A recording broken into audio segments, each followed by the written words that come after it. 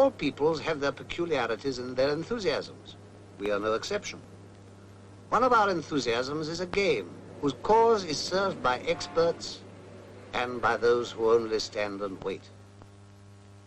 And while they wait, certain preparations, solemnly proceeding during many hours, reach their climax.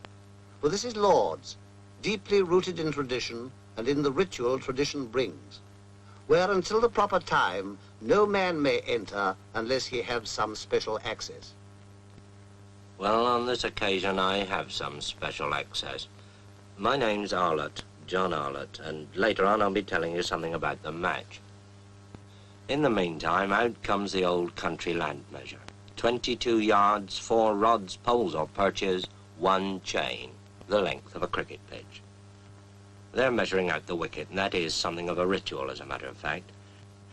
It takes many hours of skillful work over many months to prepare a first-class wicket, and that's just what this is, the special test wicket, a very revered patch of English turf plumb in line with the pavilion door. The test wicket of all test wickets, when at Lord's England plays Australia, and when that happens, everything has to be just so, to start with anyway. And while they've been working, the crowds have been. Magic it is that makes the hush when captains meet. The wicket is inspected and another test begins.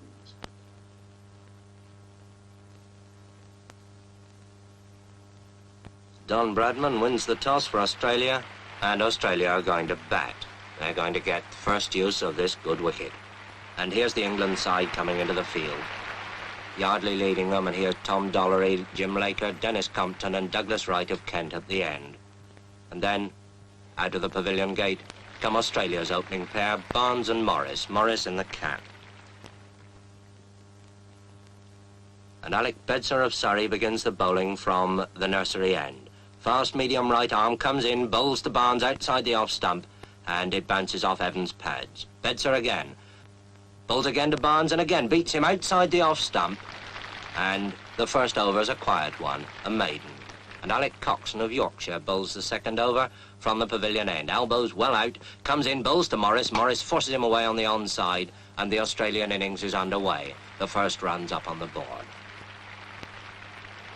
And so another historic test is underway, watched by the press of half the world, watched too by appraising eyes in the pavilion, eyes that have seen many a cricketer come and go.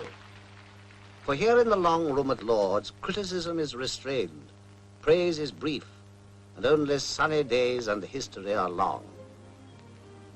Here are pictures that have captured in eternal attitudes the beginnings of the game. Showing 37. Then and today, the acknowledged home of cricket.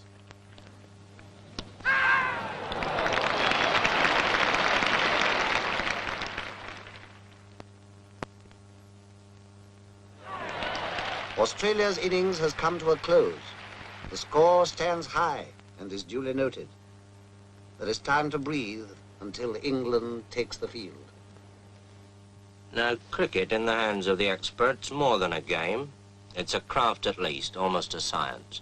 Let's ask an expert, Bert Rhodes of Derbyshire, to bowl us a leg break on this demonstration wicket.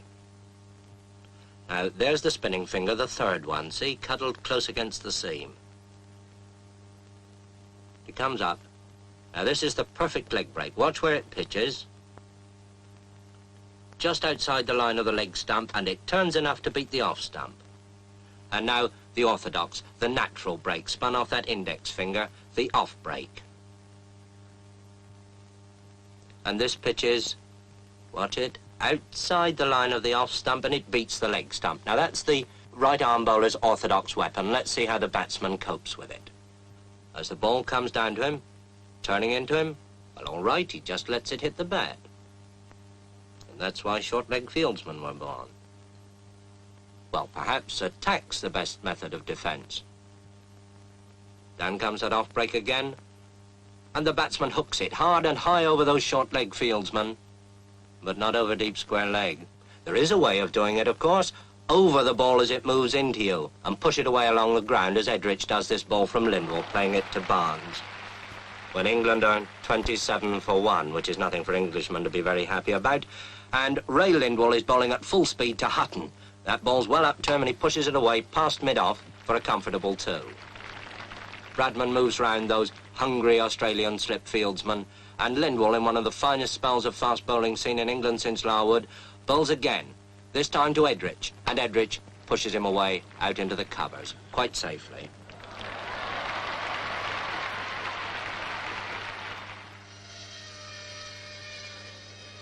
While experts battle, experts forge the weapons that they use. Good white willow with a wholesome heart, long seasoned, like the men who shape it. Skilled hands practicing a long-established craft. For wasn't John Small, the cobbler, making cricket balls at Hambledon 200 years ago? Since then, the craft has grown. And yet, there still remains the steadiness of eye and hand that sews the seams. Seams that in the bowler's hands will give the hidden feel for breaks and twists. Seems to withstand the onslaught of the bat. For the heart of a bat is firm, and its blows have strength and punch. Yes, it's got punch all right, power, and it doesn't get there by accident. Take the handle now, with its cane and rubber springing, to whip as it's got to when a Hutton or a Bradman drives a fast bowler far away. There's got to be good splicing for that kind of thing too, but cricket and craftsmanship go hand in hand, and when handle meets blade in a cricket bat, you've got a real piece of craftsmanship. It's the same with the ball, sewn firm and tight, and when it's done, a durable, balanced projectile, carefully weighed and measured and graded, as precise in its making as the hands that will use it, as precise as a cricket bat. First-class weapons, one designed to break or swing and beat the bat, and the other to fathom the tricks of the bowler and send the ball far away.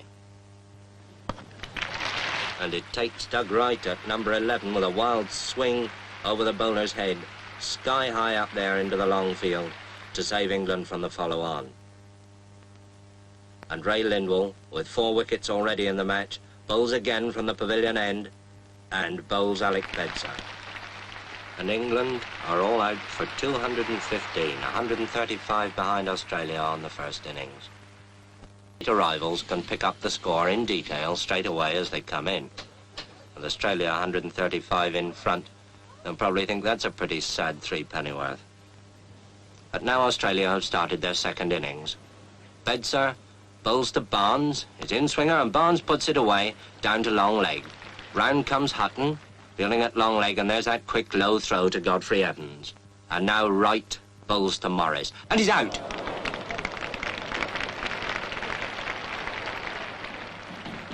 When a wicket falls or a hit is made, those behind the scenes spring into action.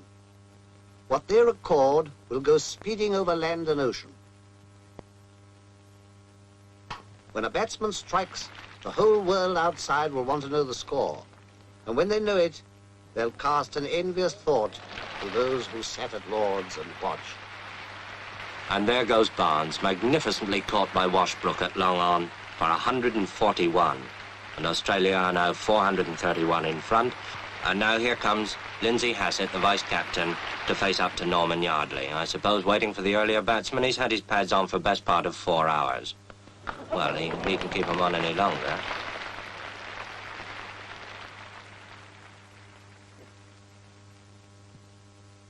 Meanwhile, the Don bats on. Don Bradman, on his last Test tour and playing his last Test innings at Lord's.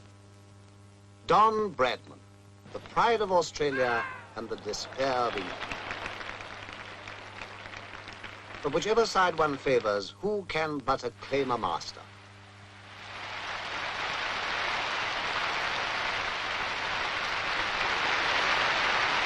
Bradman, whose name now joins the golden pageant. And it is a golden pageant. Let's look at just a few of them. Silver Billy Beldam of Hambledon, who in the 1780s became the first great batsman. William Lillywhite, the nonpareil, the man who changed bowling from underarm to round arm.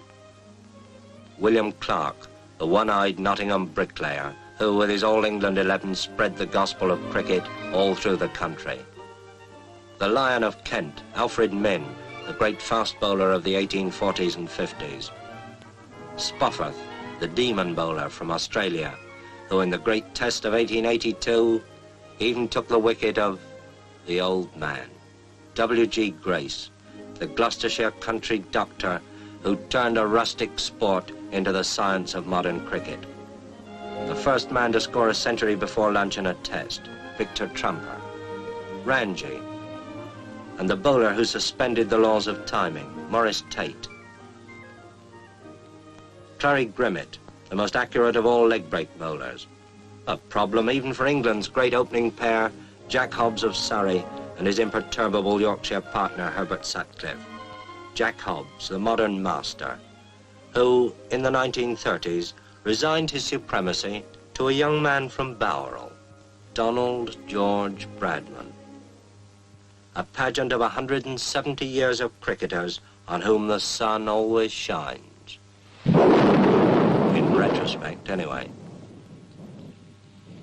But cricket casts its own peculiar glow, and in the years to come, this day too of rain and cloud will be sunlit in the memory. Will rain stop play? Anxious eyes survey the wicket.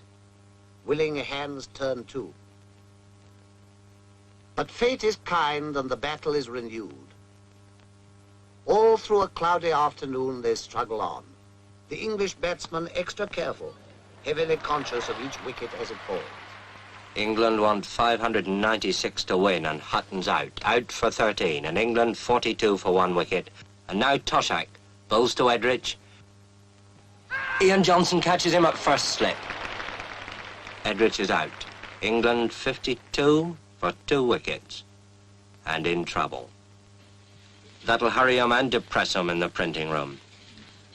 Well, with 2 wickets gone for 52, England are in a lot of trouble. Indeed, almost everything depends on the man who now comes out of the pavilion. Dennis Compton. And with Hutton gone, England's last real hope. So they fight on, a battle of muscle, sinew, and eye. For this is cricket at its finest, calling forth a quality deep in men, the calmness of a Compton on a sticky wicket when the world is watching, steadiness of nerve and quick agility. To be a Hobbs, a Sutcliffe, a Bradman, or a Compton. The heroes change with the years, but the dream to be a cricketer lives on in every generation. And the heroes pass on their knowledge. For cricket is a part of the very substance of a country's education. But the game knows no class, and indeed no frontier. In the West Indies, Australia, New Zealand, India, under the shadow of Table Mountain, developing the same qualities in men, regardless of background, color, or creed. England, 106 for 3, want an impossible 490 to win. Impossible? Well, Compton's still there. And here's Big Bill Johnson with that bucking, bridling run coming in to bowl to him. And Compton's out. England's last hope of the impossible. And now, Toshak bowls to Coxon. Toshak thinks he's out. Umpire thinks he's out. Coxon thinks it's a shame. Now it's all over, bar shouting. The day wears on. Another game is lost and won. Well, perhaps not quite. Defeat has come to England, and to Australia, victory. Australia takes the Ashes. But victory is the least that men play cricket for. They play places, in men and in the land they spring from.